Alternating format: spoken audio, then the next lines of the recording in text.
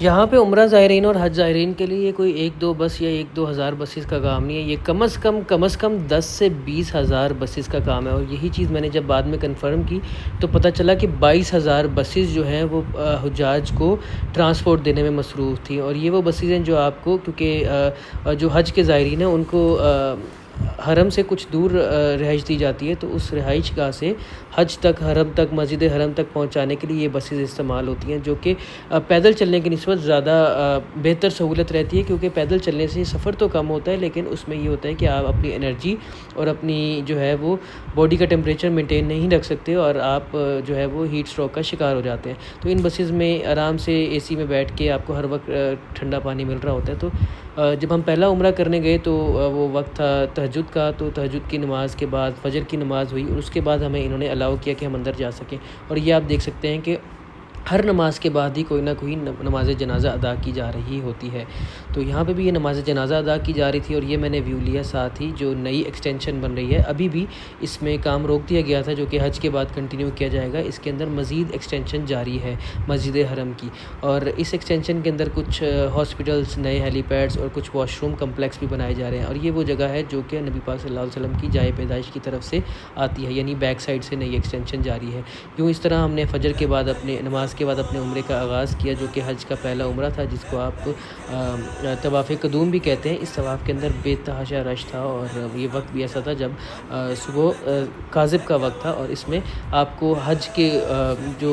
عمرہ ہوتا ہے وہ بھی عام عمرے کی طرح ہی ہوتا ہے، جس کے اندر آپ کو 7 چکر لگانے ہوتے ہیں۔ پہلے 3 چکر میں آپ کو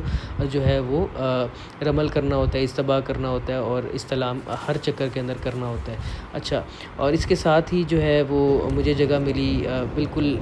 جو ہے وہ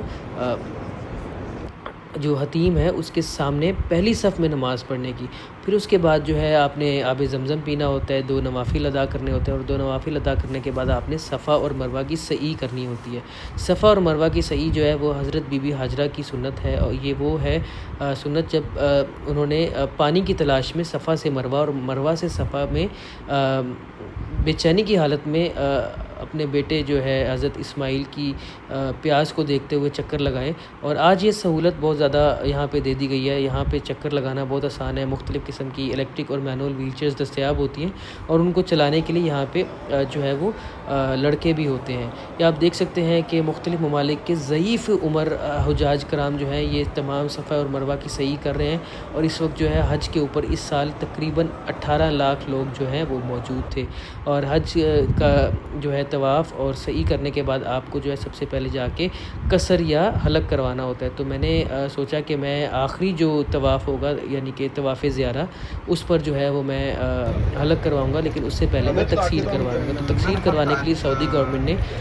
یہ کارڈز رکھی ہوئی ہیں جو کہ آپ کو فری، تقصیر کہتے ہیں بالوں کو کاٹنا، اور حلق کہتے ہیں بالوں کو مکمل اس طرح پھروا کے صاف کروانا۔ تو یہ قصر کروایا میں نے اپنے بالوں کا، اور یہ بڑے ہی اچھے لوگ تھے اور بڑا ہی ہائیجینک ان کا جو تھا وہ سارا ایکوپمنٹ تھا، تو ان سے قصر کروایا۔ اور چونکہ میں نے ایک کے بعد دوسرا اور دوسرے کے بعد تیسرا بار بار عمرے کرنے تھے، تو میں نے پھر 2 سے 3 دفعہ قصر کروایا، اور پھر آخری جو ہے وہ جو طواف ہے طواف زیارہ، اس میں ہم نے پھر جو ہے وہ اپنے بالوں کو مکمل جو ہے وہ منڈوا لیا، یعنی کہ حلق کروا لیا۔ تو آپ دیکھ سکتے ہیں یہاں پہ ہر نماز کے بعد نماز جنازہ ادا کی جاتی ہے۔ میں بہت حیران تھا کہ نماز جنازہ کے لیے جو جنازے ہیں وہ کہاں سے آتے ہیں اور کس طرح سے جاتے ہیں۔ تو یہ آپ دیکھ سکتے ہیں صفا اور مروہ کے پاس ایک دروازہ ہے جہاں پہ جنازگاہ بنائی گئی ہے، وہیں پہ جنازے رکھے جاتے ہیں، اور یہ آپ دیکھ سکتے ہیں اس طرح سے وینس کے اندر، الیکٹرک کارٹس کے اندر جنازے لائے جاتے ہیں۔ ان کے لواحقین میں سے 1 یا 2 افراد جو ہیں وہ ساتھ موجود ہوتے ہیں، اور ان کی موجودگی میں امام کعبہ جو ہے وہ ان کی نماز جنازہ پڑھا دیتے ہیں۔ تو اس طرح سے ہر نماز کے بعد کوئی نہ کوئی نماز جنازہ پڑھائی